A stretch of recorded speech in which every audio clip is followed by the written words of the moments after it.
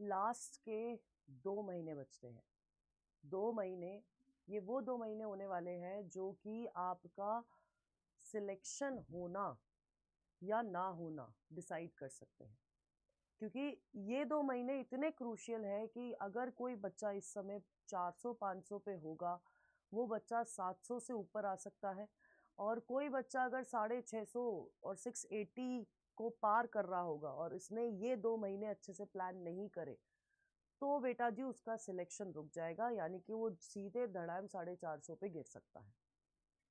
अब इन 2 महीने क्योंकि इतने क्रूशियल महीने हैं, तो कुछ चीजें हैं बेटा जी जो आपको अवॉइड करनी है। मैं आपका ज्यादा समय नहीं लूंगी क्योंकि इस समय आपके लिए समय बहुत क्रूशियल है। तो देखो, सबसे इंपॉर्टेंट चीज होता है कि जब इस पॉइंट पर हमारा जब रजिस्ट्रेशन फॉर्म आ जाते हैं, तो सबसे ज्यादा हमें डर लगने लग जाता है। हर चीज का डर लगने लग जाता है। पहला डर होता है कि यार अगर साल वेस्ट हो गया तो, यार मेरा ये नहीं हो रखा है, ये नहीं हो रखा है, वो नहीं हो रखा है, सिलेक्शन कैसे होगा। तो जिस पॉइंट ऑफ टाइम पर आप लोगों ने अपने ऊपर डर को हावी होने दिया, उस पॉइंट ऑफ टाइम पर आपका सिलेक्शन आपके हाथों से निकल गया। डर लगना ठीक है, क्योंकि जो बच्चा मेहनत कर रहा है उसको डर लगेगा, लेकिन मैं आपको बहुत क्लियर बोल रही हूँ, जिस दिन वो डर आपको ओवर पावर कर देगा ना, उस दिन आप अपनी लाइफ में कोई डिसीजन ढंग से नहीं ले पाओगे, आप कुछ नहीं कर पाओगे उसके बाद। तो आपको सबसे इंपॉर्टेंट चीज है कि आपको डर को ओवर पावर नहीं होने देना है, क्योंकि आपके सिलेक्शन और आपके गवर्नमेंट कॉलेज के बीच में सिर्फ एक चीज जो बहुत इंपॉर्टेंस रखेगी ना, वो आपका कॉन्फिडेंस होगा। अगर आपका कॉन्फिडेंस बहुत सही है, यानी कि डर ओवर पावर नहीं हुआ, तो आपका सिलेक्शन पक्का है। ठीक है। नेक्स्ट चीज जो बहुत ज्यादा इंपॉर्टेंट है वो ये है कि बहुत सारे बच्चे होंगे जिन्होंने अभी तक अपना सिलेबस कंप्लीट नहीं किया होगा। तो बेटा जी अगर अभी तक आपका सिलेबस पेंडिंग है ना, तो आप मान के चलो आप सिलेक्शन से पीछे पीछे हो रहे हो। आप जितना आपका सिलेबस पेंडिंग है ना इस समय, उतना ही पीछे आप अपने सिलेक्शन से हो। क्योंकि टेक्निकली अगर मैं आपको बताऊं, आपका जैन एंड तक या फेब मिड तक सिलेबस कंप्लीट हो जाना चाहिए था, और इस समय आपका रिवीजन चालू हो जाना चाहिए था। लेकिन जिन बच्चों का फेब एंड तक भी सिलेबस पेंडिंग है, मैं आपको बस इतना बोलूंगी, बकल अप गाइस, आप लोगों को इस समय सबसे इंपॉर्टेंट है आप जल्दी अपना सिलेबस कंप्लीट करें, क्योंकि मार्च और अप्रैल वो महीना है जहां पर आपको सिर्फ रिवीजन पे फोकस करना है, अपनी प्रायोरिटी सेट करनी है, बहुत सारी क्वेश्चन प्रैक्टिस करनी है और मॉक टेस्ट लगाना है। बहुत सारी चीजें हमें करनी है। 2 महीने हैं हमारे पास, लेकिन अभी तक सिलेबस कंप्लीट नहीं है, तो आप सिलेक्शन से दूर हो। तो जल्दी से अपना सिलेबस कंप्लीट करिए। अगर आप ऑफलाइन कहीं से पढ़ रहे हो, तो सिलेबस नहीं हुआ है, तो आई वुड सजेस्ट कि आप ऑनलाइन कहीं से अपना जो बचा हुआ सिलेबस है, आई गेस 1 या 2 चैप्टर बचे होंगे तो आप वो चैप्टर वहां से कंप्लीट कर लीजिए। लेकिन आप फेब एंड तक या मार्च फर्स्ट सेकंड थर्ड तक अपना सिलेबस कंप्लीट करिए एनी हाउ, क्योंकि बहुत ज्यादा आपका यही हो जाएगा कि यार आपको सिलेक्शन से दूर ये चीज कर रही है। क्योंकि रिवीजन हमें ऐसे करना है कि हम 2-3 बार पेपर से पहले रिवीजन कर लें। नेक्स्ट अगर मैं बताऊं आपको, बैकलॉग पे ध्यान नहीं देना है, ध्यान नहीं दिया है। अब तक बहुत सारी बैकलॉग बनी होगी। बैकलॉग ना सिर्फ आपकी थ्योरी वाली बैकलॉग नहीं होती है। बैकलॉग होती है कि यार आपने, फॉर एग्जांपल, मैंने बायोटेक का चैप्टर की थ्योरी कंप्लीट कर ली है ना, मैंने उसके टेक्निकली, मुझे अगर मेरे को उस सब्जेक्ट पे अपनी पकड़ बनानी है, उस चैप्टर पे अपनी पकड़ बनानी है, तो मुझे उस चैप्टर से 150-200 क्वेश्चन करने चाहिए थे। मैंने क्या किया, मैंने यार 50 क्वेश्चन करे और मैं थक गया, फिर मैंने बोला नहीं। तो वो जो क्वेश्चन वाला जो बैकलॉग है ना आपका, जो आपने नहीं किया, क्वेश्चन नहीं करना यानी कि आपने रिवीजन नहीं किया। रिवीजन नहीं करा तो इसका मतलब बहुत सिंपल सा है कि आप अपने सिलेक्शन से दूर हो गए। तो आपके जितने भी चैप्टर है जिनकी आपकी थ्योरी हो रखी है, लेकिन आपने क्वेश्चन प्रैक्टिस उन चैप्टर्स की नहीं करी है, तो इट्स हाई टाइम कि आप अपनी क्वेश्चन प्रैक्टिस स्टार्ट कर दो। हर चैप्टर से एक मिनिमम नंबर आपको क्वेश्चन करने होते हैं, मिनिमम बता रही हूं मैं। बायोटेक का एग्जांपल इसलिए लिया है, वो हाई वेटेज यूनिट है, आप उससे 200 क्वेश्चन भी करोगे ना, तो भी मैं बोल रही हूँ कम है भाई। लेकिन वो 200 आपको करने ही है, ताकि उस चैप्टर पे आपकी पकड़ बन जाए। उस चैप्टर से किस किस तरह के क्वेश्चन पूछे जा सकते हैं, कौन कौन सी लाइन से क्वेश्चन आ सकते हैं, वो आपको पता चल जाए। तो थ्योरी के साथ साथ जो आपने अपना बिल्कुल भूल रखा है ना कि यार क्वेश्चंस का भी बैकलॉग होता है, उस बैकलॉग पे ध्यान नहीं दिया आने वाले समय में, तो आपका सिलेक्शन चला गया।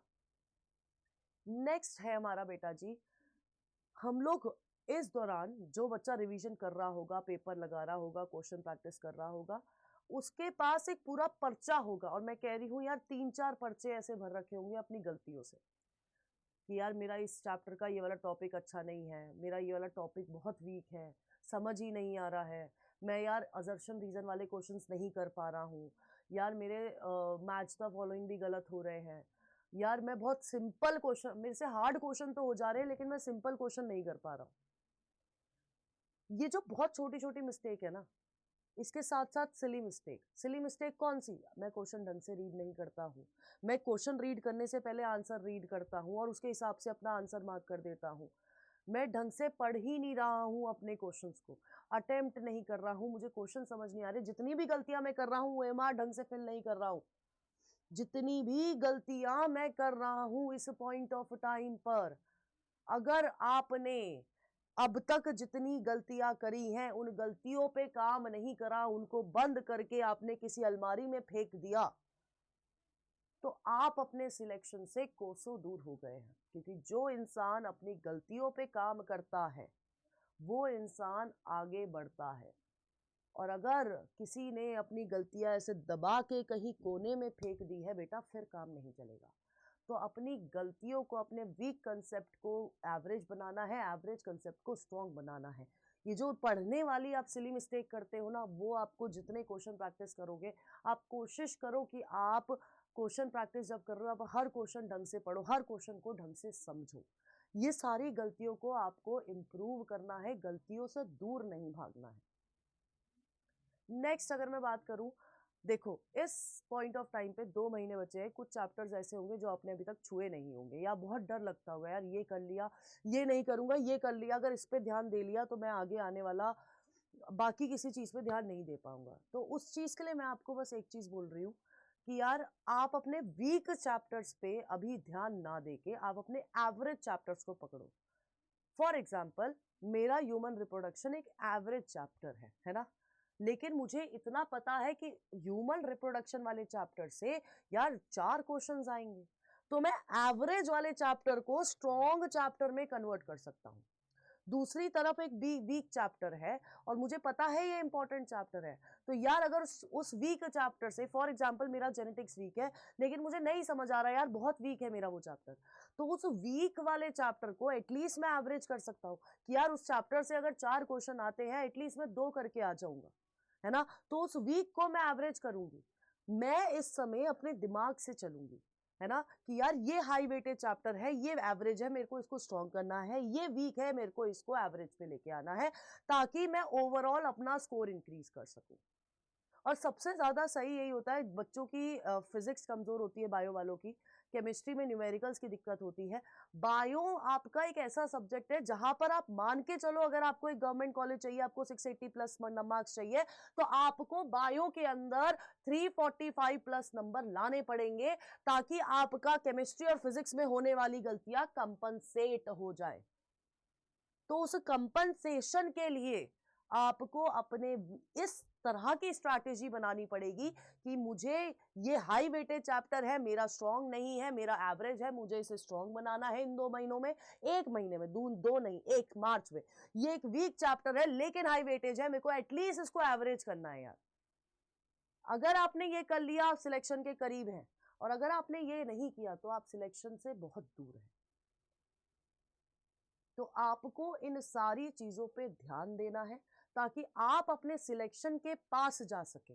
सिलेक्शन से दूर नहीं होना है इन 2 महीने, सिलेक्शन के नजदीक बढ़ते रहना है। इन सब चीजों को अगर आप फॉलो करोगे ना, इन बहुत माइनर माइनर चीजें हैं बट अगर आपने फॉलो कर ली, तो मैं आपको बोल रही हूं बेटा जी कि आपका सिलेक्शन 100% होगा। अपने एक्सपीरियंस से बोल रही हूं।